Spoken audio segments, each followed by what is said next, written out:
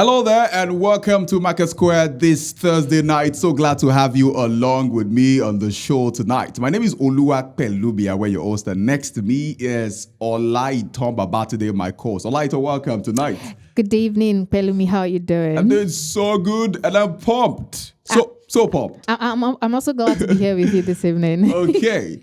Let's start with good news for crypto traders in Nigeria. The federal government is set to introduce new tax laws by December 2024, which will include regulations for the cryptocurrency industry in Nigeria. Mr. Dedeji, who is the chairman of the Federal Inland Revenue Service, recently made this announcement, highlighting the absence of current legal frameworks governing cryptocurrency in Nigeria and has called for urgent regulation of that space. Nigeria's cryptocurrency industry is estimated to be worth close to $500 million, and with about 33% of the country's population holding one form of cryptocurrency or the other. Olaito, the CBN some months ago imposed a ban on cryptocurrency transactions with concerns about money laundering and currency valuation manipulation, with Binance made the scapegoat. It's been in the news for a while now. Even at about 2 weeks ago, there was still the case of the Binance executives being charged to court and still dragged with regards to currency valuation manipulation. Following recent public outcry, especially youths, the government has shifted its stance towards regulation rather than outright prohibition of the use of cryptocurrency usage in Nigeria. So let's talk about the need for regulation over outright prohibition stance at quarters with regards to the use of cryptocurrency in Nigeria. Let's talk about what are the ways, what are the products this might bring in Nigeria if this tax regulation, if this cryptocurrency regulation is put into effect.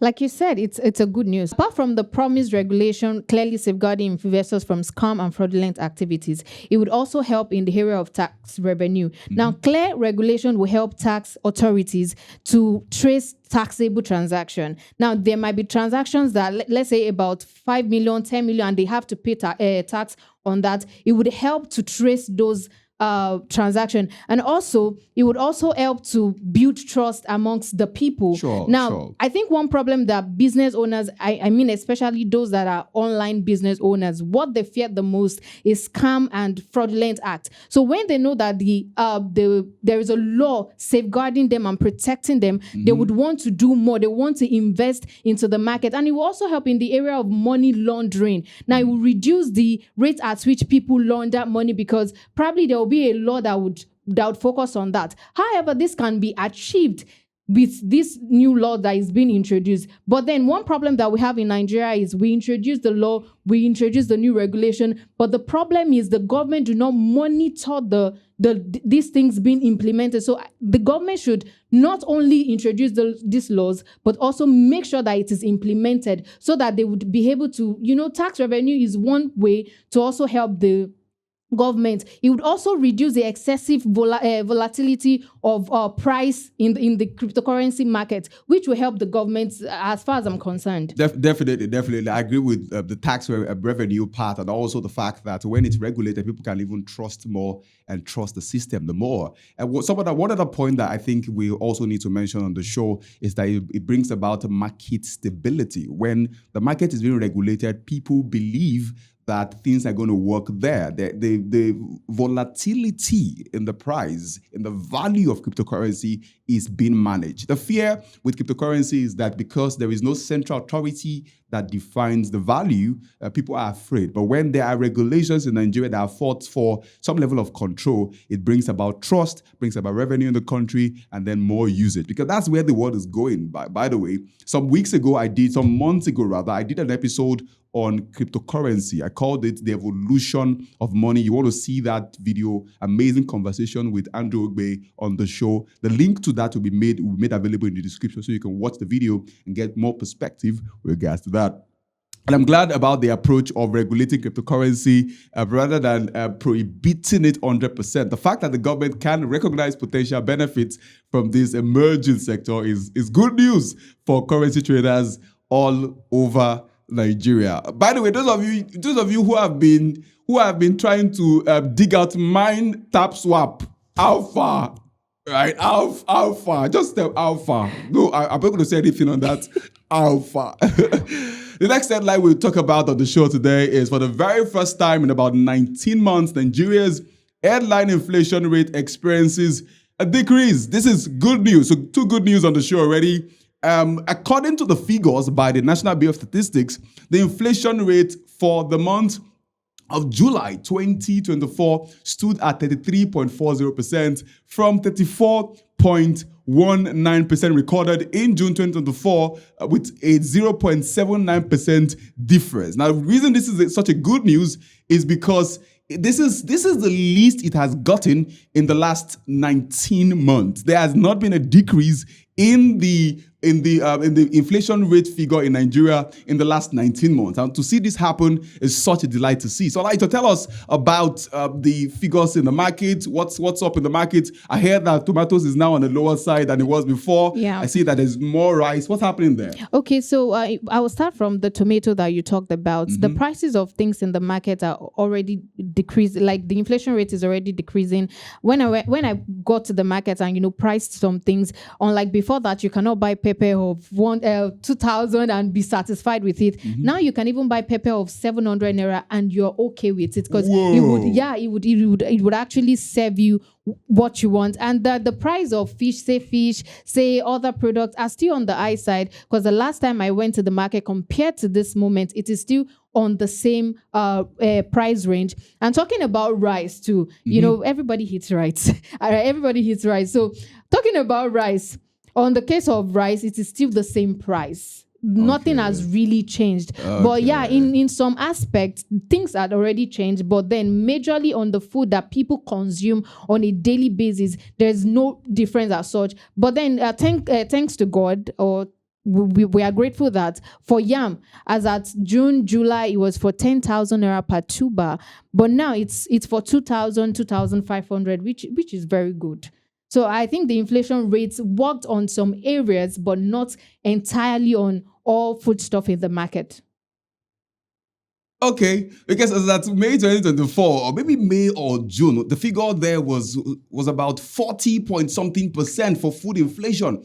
And every time the price of food goes up, you can already tell that the price of every other thing will go up in that same proportion or even more. We've also seen that the government has made efforts to open the borders for import, that people can bring in their goods in the country, their foodstuffs in the country, without paying a dime. I think we did mention that on the show last week, and it has taken effect already. We hope that even in the days to come, the impact of that window, that tax holiday will be made manifest in the prices of foodstuffs in Nigeria. Now, talking about urban inflation, on a month-on-month basis, the urban inflation rate for July 2024 stood at 2.46%. Whenever you talk about urban inflation, you're talking about transportation, really, because that's what people, that's the difference between being in the rural area and being in the urban area, really, the transportation. I think I was when I traveled to Ondo for something, realized that you could do your rounds in Ondo with about 500 naira, but in Lagos, you can't do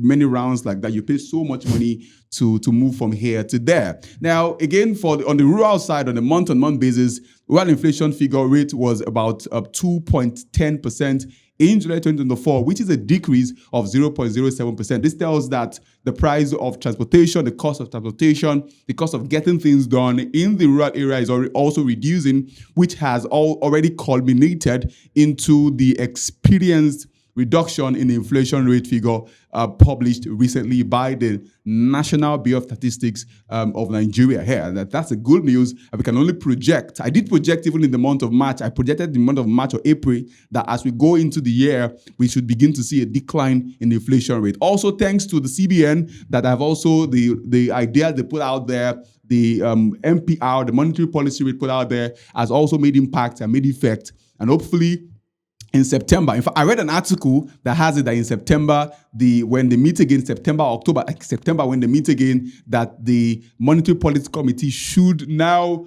punch the brake on how they're increasing the monetary policy rate. But this is good news for Nigerians, good news for the CBN, and we can only hope that these things get better.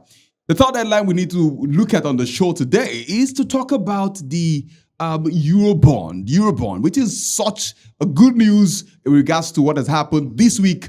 In this week so far, Nigeria is currently offering a dollar-denominated domestic bond. The government is seeking to raise at least $500 million from both local and foreign investors. Now, this is such a landmark move by the government. The offer opened on the 18th of August 2024. I think that was on Sunday, and we closed on the 30th of August 2024, while the settlement date is 6th of September 2024. Now, beware that this dollar-denominated bond issued in Nigeria is the first of its kind. It's the first of its kind in this magnitude. This offer offers investors a chance to earn income on their dollar deposit, reduces capital flight, and provides the government with much needed dollar liquidity. Talking about capital flight, people moving their money out from Nigeria to other countries. The government is saying, put your money here, give us the money. You're going to get some returns on the money you invest in your country. And this is open to Nigerians and even non-Nigerians residing in Nigeria, and also Nigerians in diaspora and every other qualified institutional investors within a minimum investment worth of $10,000 with increments of $1,000 afterward. It's a 5-year bond with bullet repayment at maturity. Now, according to the Debt Management Office, the dollar-denominated federal government bond was backed by the full faith and credit of the federal government of Nigeria, and also granted liquid asset status by the CBN. Let's talk about this, Olaito. This is surely going to attract foreign investment. From my own perspective, it will attract foreign investment in the country. What are other benefits of this Eurobond issuance by the federal government of Nigeria? It would also help in strengthening the naira. So that the influx of capital exchange would help. It would help people to demand for more naira, and this would lead to appreciation of the naira. So this means that Nigerians can make use of the proceeds from the bond issuance to pay their debts. We know that Nigeria presently is debt-ridden, so the proceeds from this bond issuance can be used to pay this debt, and also the proceeds can also be used to start to fund projects. Economic projects that would also help Nigeria economy. However, as much as this is good, it also means that economic condition can also affect naira value. Let's look at that. We're talking about political stability. We're talking about economic growth, because even these investors that you said it would attract, when the country's political sector is not stable, there would be this fear of coming into to start a company or to start an industry in Nigeria. Also, it will help in diversify investment options, which means that it will serve as an edge for currency when we have potential risk, and also there's more returns when it comes to bond compared to stocks.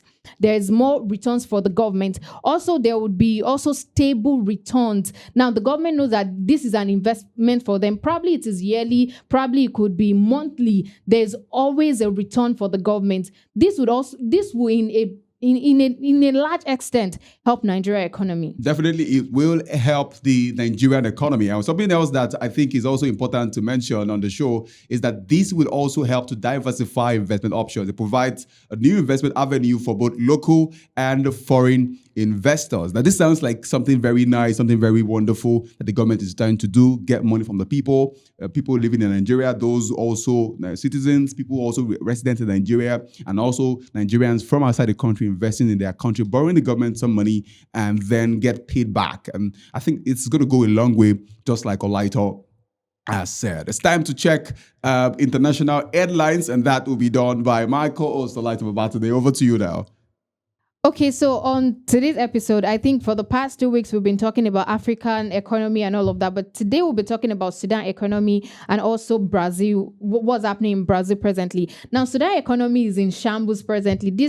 The conflict in Sudan has displaced millions and left many in the country grappling with deteriorating economy caused by famine and war in the country.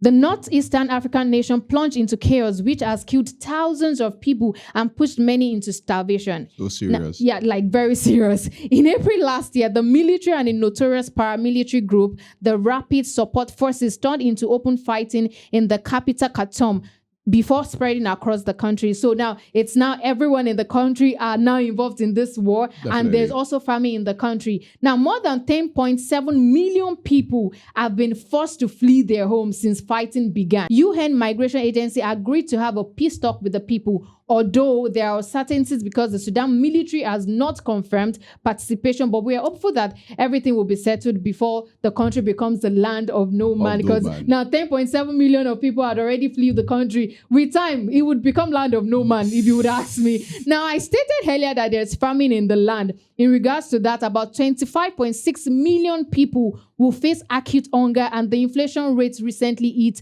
159%. Now, this is over 100%. I wonder how they're surviving over there. Now, Palumi, two challenges that can wipe out a country is facing the people of Sudan presently, which is famine and war. Which means if the president is not sorting out war, they're sorting out famine. Another problem is both problems need to be tackled immediately. Like they can't leave the famine out of it and, sort out the war. They have to do both together. So what can you say about this?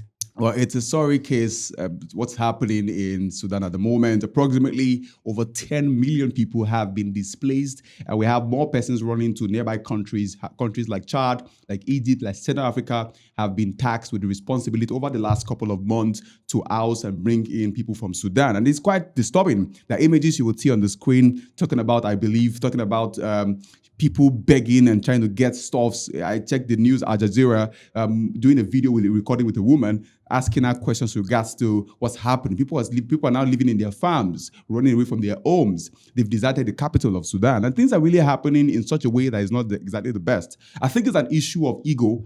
We have two military heads trying to make their name known, take their stake in the country, not seeking peace. In the last couple of days, couple of weeks, it's been over 12 months already. Last couple of weeks, we have seen representatives from two factions go to Egypt, for instance, for conversation. We've seen reps from two factions go to Saudi Arabia as well to have conversation with regards to how to stop the war. But it doesn't seem like it's going to end soon because things are really getting fierce as much as possible. And also the impact of war is not exactly known during it. It's after the war. We saw what happened in Libya 2012 where they were trying to kick out Gaddafi. They got support from the international forces. The US came to assist them to kill Gaddafi. And even from that time till now, Libya has not been what it used to be. Things are not the way they are. The currency of their value, the value of their currency rather, is not doing so well. The kind of oil they have, there are a lot of issues in Libya there. And for me, I think the sorry case in the videos I've seen already, and many other things. And it's not the first time Sudan is experiencing a war. There's been war in Sudan before now. And to now see this last this long because two people don't want to submit their ego is something that has to be spoken about. And more than that is we're going to have, the government might need the international bodies might need to come in now to assist Sudan more than ever before. Okay, thank you. The inflation rate is at 159%, which means it is difficult for the people to feed amidst fear and war.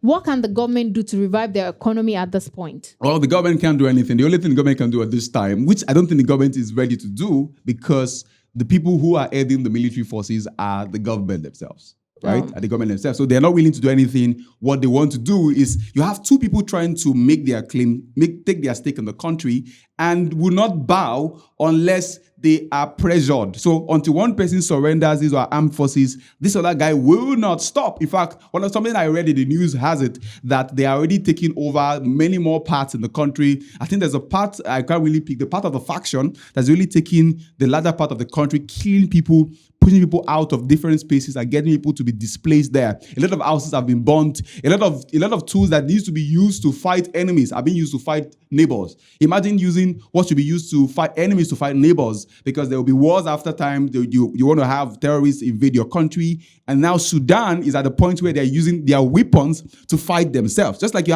have two kids that don't have anything to play with. They're now playing with knife. Say, I will kill you, playing in the room there. And it's quite messy. What can be done at the moment is for the international forces to come in and help them settle their thing. If it was an external force, if it was a terrorist group coming to attack Sudan, for instance, you can say the government, the US should come with their army to assist and to kick them out. But when you have people in their family say, don't come, don't intervene in our matter, then it becomes a thing that will require a lot of prayers, because no economic policy can settle things when they are war. If you have famine, you also have war. Then it feels like the gods are against you.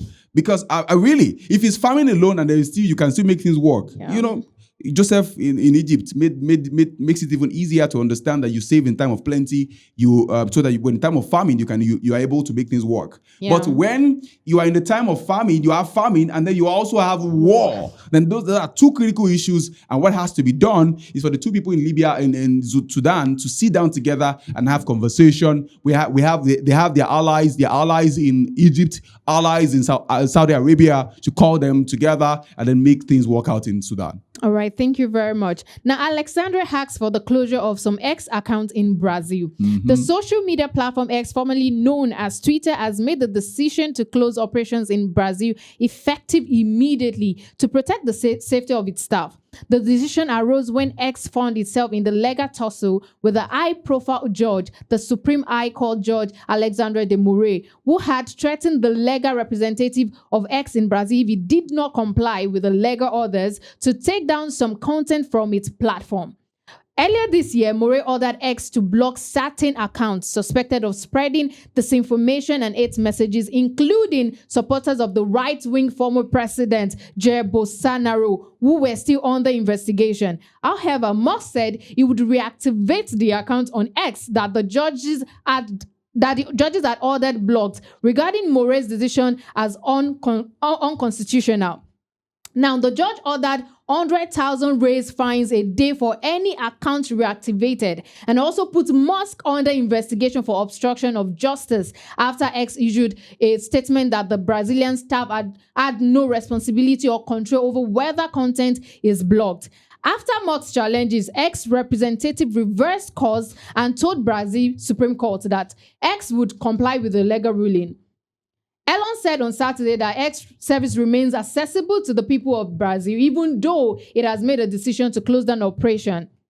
Now, Balumi, what right does the judge have to tell X to close people's accounts? Well, the judge in any country, to a great extent, is a citizen of the country and can take a case to court to say that we want this account closed. I think on MarketSquare on Tuesday, I had Tolulope Ajayi, who was on the show. We spoke about WhatsApp exit, and right there we spoke about what Twitter is used for and also what WhatsApp is used for. And it made an interesting point when it was given a start. The link to that, hopefully will be made available in the comments and the description of this particular video as well. I mentioned that Twitter is not a place for business. It's a place where information is being circulated and disseminated. And so if the wrong message is being passed across to the people using Twitter, it's going to burn down the country, right?